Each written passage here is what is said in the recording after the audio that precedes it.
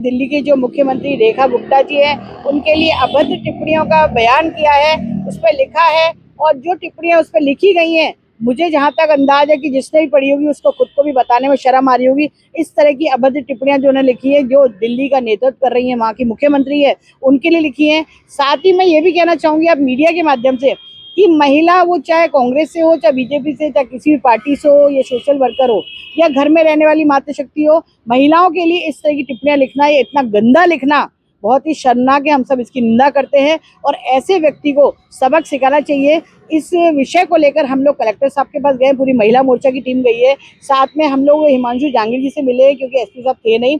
वहां मिलकर फिर हम लोग गंज थाने भी गए हैं। गंज थाने जाकर हमने उससे बात करी है। बात करने के बाद उसने माफी मांगी है। इतने में जब आक्रोशित बहनें थी, तो देखिए जब महिला पे बात आती है तो महिला फिर परवाह नहीं करती कि जो भी कुछ होना है हो जाएगा हमारे साथ, लेकिन हम न्याय करवा के रहेंगे। महिलाओं के लिए अगर कोई भी अब शब्द फेसबुक पे, व्हाट्सएप पे या कहीं लिखता है या किसी को बोलता है, तो इसकी सजा तो हम दिला के रहेंगे, चाहे वो कोई भी हो।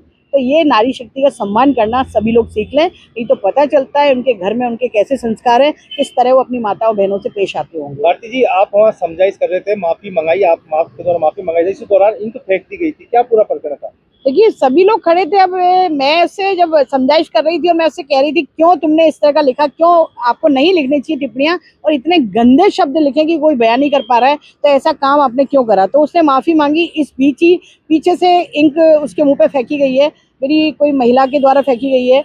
तो अगर फेंकी है तो मैं तो कहती हूँ उसमें कोई गलत उसने नहीं करा है, क्योंकि महिला आक्रोशित हो रही हैं। जिस तरह के शब्द आप पढ़ेंगे और जो मेरे मीडिया के माध्यम से मेरी जो बात को सुन रहे हैं वह भी पढ़ें, तो आप खुद कहेंगे कि इस तरह के शब्द किसी भी महिला के लिए नहीं लिखने चाहिए।